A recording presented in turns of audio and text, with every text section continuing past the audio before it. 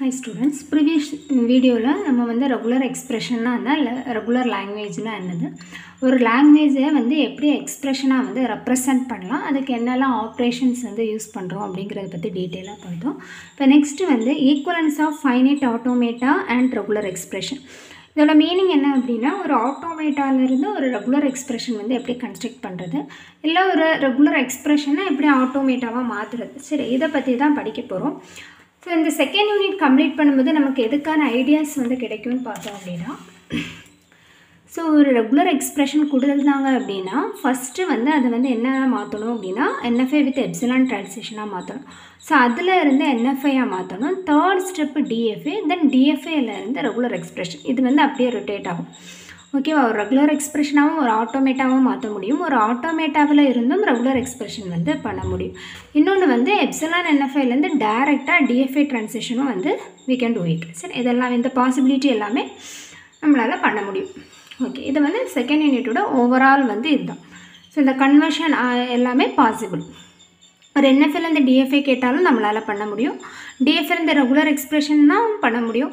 Epsilon NFI NFI ஆ மாத்த முடியும். Epsilon NFI DFA ஆ மாத்த முடியும். ரெகுலர் எக்ஸ்பிரஷன் வந்து எப்சிலான் NFI கன்ஸ்ட்ரக்ட் பண்ண முடியும். சோ இந்த எல்லா பாசிபிலிட்டிஸையும் வந்து நம்மளால பண்ண முடியும். சரியா சோ ஃபர்ஸ்ட் வந்து நம்ம என்ன பார்க்க போறோம் அப்படினா ஒரு ரெகுலர் எக்ஸ்பிரஷனை ஃபர்ஸ்ட் ஸ்டெப் ஒரு ரெகுலர் எக்ஸ்பிரஷனை எப்படி NFI with epsilon transition வந்து கன்வர்ட் பண்றது இத நம்ம என்னன்னு சொல்றோம் அப்படினா தாம்சன் கன்ஸ்ட்ரக்ஷன் அப்படினு சொல்றோம். சரியா conversion of regular expression to epsilon NFI என்னன்னு சொல்றாங்க தாம்சன் கன்ஸ்ட்ரக்ஷன் எப்படி வேணா क्वेश्चन இருக்கலாம். எல்லா கீ டேர்மே வந்து பார்த்து வெச்சுக்கோங்க.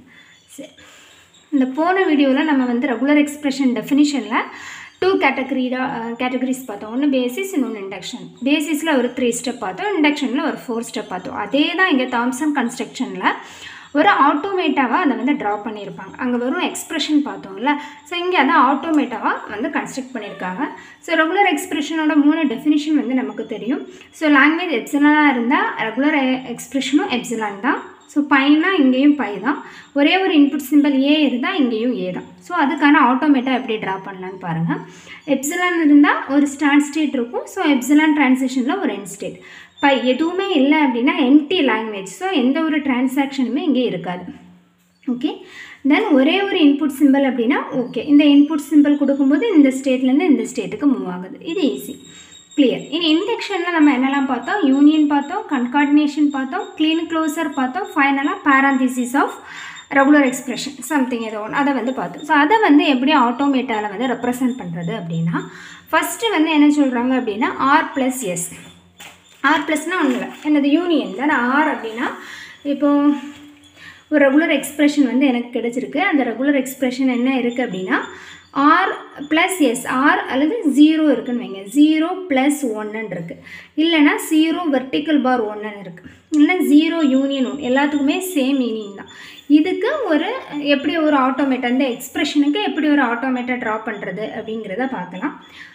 ஸோ எந்த இடத்துல நம்ம ப்ளஸ் வரும்னு சொன்னால் ஆர் அப்படிங்கிற மீனிங் வரும்போது ப்ளஸ். சரி இதுக்கு ஆட்டோமேட்டா ட்ரா பண்ணுறதுக்கு ஃபஸ்ட்டு இது எல்லாமே இன்புட் சிம்பிள்ஸ். சரி அப்போ இங்கே ஒரு ஸ்டேட் இருக்குது இங்கே ஒரு ஸ்டேட்டுக்கு மூவ் ஆகுறதுக்கு ஃபஸ்ட்டு 0 தென் 1 அப்படின்னா இங்கேருந்து இங்கே 1.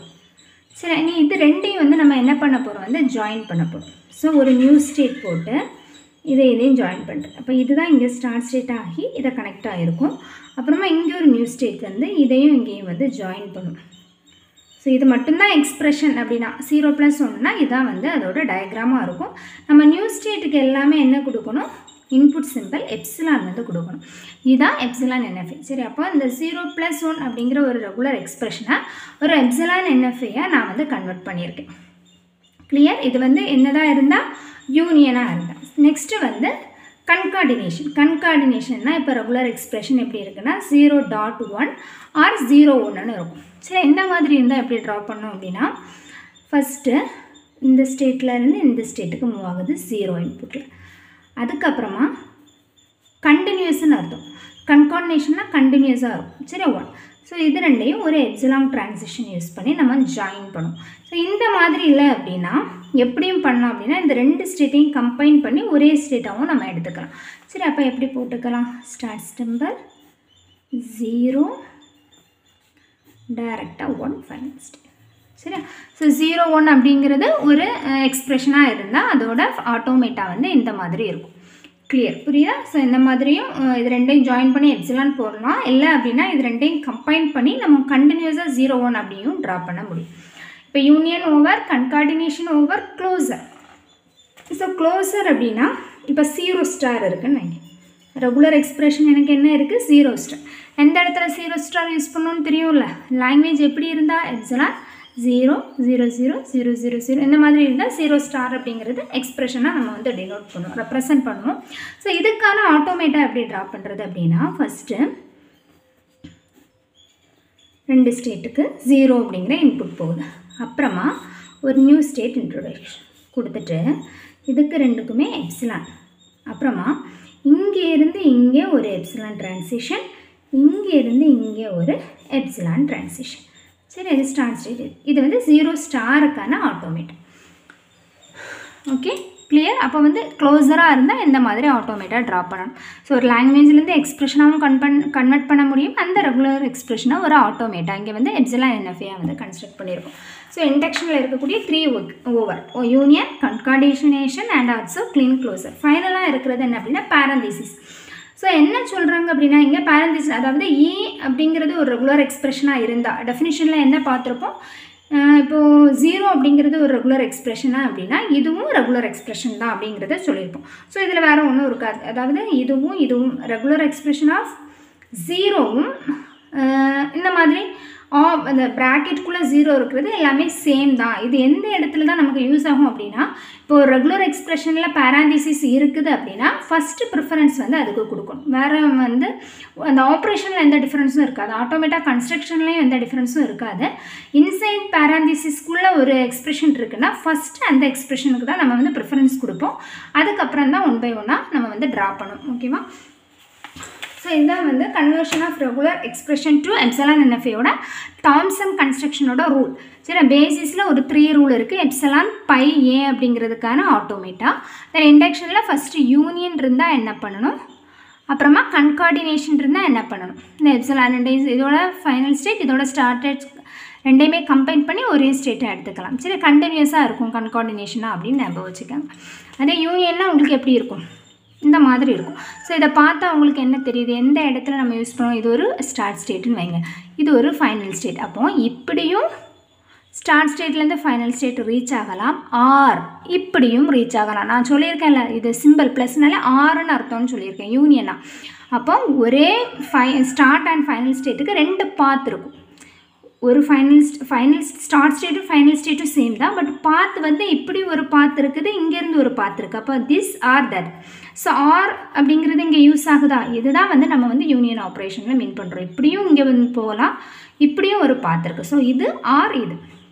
சரி, அந்த கன்ஸ்ட்ரக்ஷன். ஸோ கண்டினியூஸ் அப்படின்னா இப்படி எல்லாம் சேர்த்து எழுதுறது, கண்டினியூஸாக வந்து எழுதுறது. அப்புறம் ஸ்டார் அப்படின்னா எல்லா காம்பினேஷனுமே நமக்கு வரும்.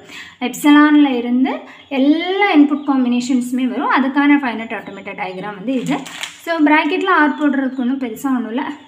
அதாவது ஆரோட எப்சிலான் NFAயும் இந்த மாதிரி இன்சைட் த ப்ராக்கெட்டில் இருக்கிற எப்சிலான் NFAயும் சேம் தான் அப்படிங்கிறத சொல்லியிருப்பாங்க. ப்ரிஃபரன்ஸ்க்கு மட்டும் அதுக்கு வந்து ஃபஸ்ட்டு ப்ரிஃபரன்ஸ் வந்து நம்ம கொடுப்போம் இந்த ப்ராக்கெட்டுக்கு. ஓகேவா? ஒரு எக்ஸாம்பிள் வந்து பார்த்துக்கலாம். பாருங்கள், எனக்கு convert the regular expression a + b the whole star ab to an epsilon NFAன்னு கேட்டிருக்காங்க. ஃபஸ்ட் நமக்கு ப்ரெசிடென்ஸ் வந்து கொடுத்துக்கலாம். ஃபஸ்ட்டு வந்து இன்சைட் த ப்ராக்கெட் வந்து ஃபஸ்ட் ப்ரிஃபரன்ஸ், அப்புறமா க்ளோசர் ஃபைன் பண்ணணும், அப்புறமா கன்கார்டினேஷன், ஃபைனலில் தான் வந்து ஆர் ஆப்ரேஷன் வந்து பெர்ஃபார்ம் பண்ணுவாங்க. ஸோ ஆரை வந்து யூனியன், தட் மீன்ஸ் அதை ப்ளஸ்னாலும் இண்டிகேட் பண்ண முடியும், வெர்டிக்கல் பார்லையும் இண்டிகேட் பண்ணும். ஓகே, ஸோ இந்த எக்ஸ்பிரஷன் அப்படிங்கிறது எதுவும் இந்த மாதிரி இருந்தாலும் இதே எக்ஸ்பிரஷன் தான். ஓகேவா? சரி, ஓகே. ஸோ இங்கே வந்து இதுக்கு வந்து எப்சிலான் NFA ட்ரா பண்ணுறதுக்கு ஃபஸ்ட்டு ப்ரிஃபரன்ஸ் என்னென்னு பார்க்கணும். ஃபஸ்ட்டு ப்ரிஃபரன்ஸ் யாருக்கு? ப்ராக்கெட். அப்போ இதை தான் நம்ம ஃபஸ்ட்டு பெர்ஃபார்ம் பண்ண போகிறோம். ஸோ ப்ராக்கெட்குள்ளே என்ன கொடுத்துருக்காங்க? a + b, a vertical bar b. அப்போ என்ன பண்ணணும்? இது ஆர் இதுன்னு அர்த்தம். அப்போ ஃபஸ்ட்டு a, இங்கேருந்து a இன்புட் சிம்பிள் ஏயா, அப்புறமா b. ஓகேவா? ஸோ இது ரெண்டையும் கம்பைன் பண்ணுறதுக்கு ஒரு நியூ ஸ்டேட்.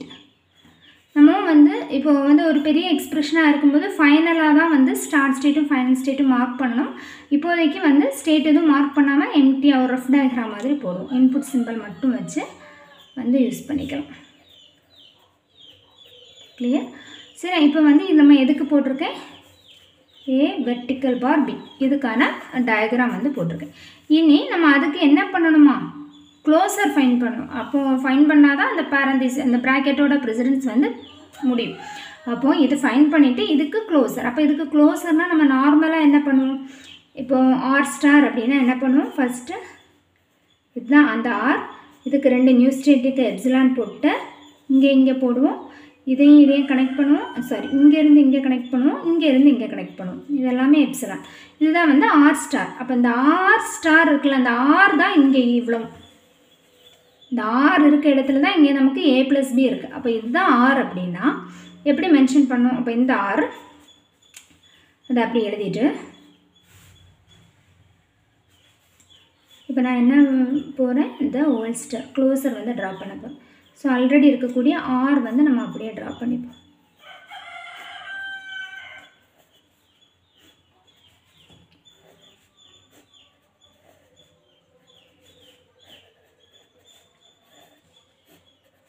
ட்ரா பண்ணியாச்சா? இப்போ இதுதான் ஆர். இந்த ஆருக்கு நம்ம இனி என்ன பண்ணணும்? க்ளோசர். அப்போ இங்கே 2 நியூ ஸ்டேட்டு, இதுவும் எப்சிலான் இதுவும் எப்சிலான். ஆரோ மார்க் கரெக்டாக போட்டுக்கோங்க. இங்கேயும் கனெக்ட் பண்ணணும். நமக்கு இந்த ஆர் இருக்குல்ல, அதில் இங்கேருந்து இங்கே ஒரு கனெக்ஷன் இருக்கும் தானே க்ளோசருக்கு. அப்போது இந்த இங்கேருந்து இங்கே ஒரு கனெக்ஷன் போட்டு ஒரு எப்சிலான் போடணும். கரெக்டாக அந்த ஆர் இருக்க இடத்துல தான் இங்கே இந்த A + B இருக்குது. ஸோ இதுக்கு இங்கேருந்து இங்கே ஒரு எப்சிலான் போடணும். அப்புறம் இங்கே இருந்த நியூ ஸ்டேட்டில் இருந்து இங்கே இருக்குது ஒரு எப்சிலான். கிளியர்? சரியா? இது வந்து என்ன அப்படின்னா க்ளோசர். அப்புறமா நமக்கு க்ளோசர் முடிஞ்சிட்டு இங்கே அதுக்கப்புறமா நமக்கு வந்து அடுத்த ப்ரிஃபரன்ஸ் க்ளோசர், அதுவும் ஓவர்.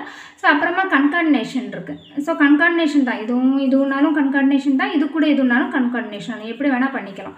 ஸோ இதை வந்து நம்ம சேர்த்து பண்ணாலே ஓவர் தான். அப்போது A bar B the whole star, அப்புறம் இருக்கிறது எல்லாமே கன்கார்டினேஷன் தான். இதுவும் எல்லாமே concatenation.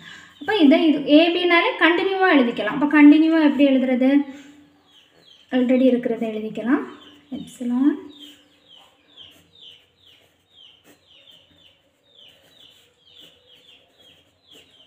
B epsilon new state epsilon இங்கேருந்து இங்கே எப்சிலான், அப்புறமா ஒரு நியூ ஸ்டேட்டு இங்கேருந்து இங்கே ஒரு எப்சிலான். இதை அப்படியே ட்ரா பண்ணிவிட்டு இது கூட நம்ம என்ன பண்ண போகிறோம்? கன்கார்டினேட் பண்ண போகிறோம். கன்கார்டினேட்லாம் கண்டினியூஸாக தானே. அப்போ என்ன பண்ணிக்கலாம்? இதுக்கு அப்புறமா ஒரு A, அப்புறமா ஒரு B. முடிஞ்சுதா? ஸோ நம்மளோட ஃபைனல் ஸ்டேட் எக்ஸ்ப்ரெஷன் முடிஞ்சிருச்சு. அப்போ இதுதான் நம்ம ஸ்டார்ட் ஸ்டேட், இதான் வந்து ஃபைனல் ஸ்டேட். ஸோ எக்ஸ்ப்ரெஷன் எல்லாமே கம்ப்ளீட் ஆயிடுச்சு அப்படின்னா நமக்கு வந்து ஸ்டார்ட் ஸ்டேட் ஃபைனல் ஸ்டேட் கொடுத்துட்டு இதுக்கு எல்லாமே வந்து ஸ்டேட்டுக்கு வந்து நேம் வந்து கொடுத்துக்கலாம். சரியா? ஸோ கன்கார்டினேஷன் AB வந்து இந்த மாதிரி கண்டினியூஸாக வந்து கொடுத்து இது கூட ஜாயின் தானே, இது எல்லாமே ஜாயின் தான். அப்போ இது கண்டினியூஷன், அதுக்கப்புறம் இதுக்கு கண்டினியூஷன் B. அப்போ இதுக்கு நேம் கொடுத்துக்கலாம். A B C D E F G H I J. Clear? அப்போ வந்து ஒரு ரெகுலர் எக்ஸ்ப்ரெஷன் கொடுத்தாங்க அப்படின்னா தாம்சன் ரூல்ஸை பேஸ் பண்ணி, தாம்சன் கன்ஸ்ட்ரக்ஷன் ரூலை பேஸ் பண்ணி எப்படி அதை எப்சிலான் NFAயாக மாற்றுறது அப்படிங்கிறது நமக்கு தெரிஞ்சிருக்கும். கிளியர்? ஸோ ப்ளஸ்னால் ஆர்னு அர்த்தம். அப்போ ஒரே ஸ்டார்ட் ஒரே எண்டு தான் இருக்கும், பட் 2 வே இருக்கும். ஒரு வே இப்படி போய் இங்கே ரீச் ஆகும், ஒரு வே இப்படி போய் இங்கே ரீச் ஆகும். சரியா? கன்கார்டினேஷன்னா என்னென்னு சொல்லியிருக்கேன்? கண்டினியூவாக இருக்கும் அப்படிங்கிறது சொல்லியிருக்கேன். கன்கார்டினேஷன்னா கண்டினியூவாக இருக்கும். ஸோ க்ளோசர் அப்படின்னா என்னது?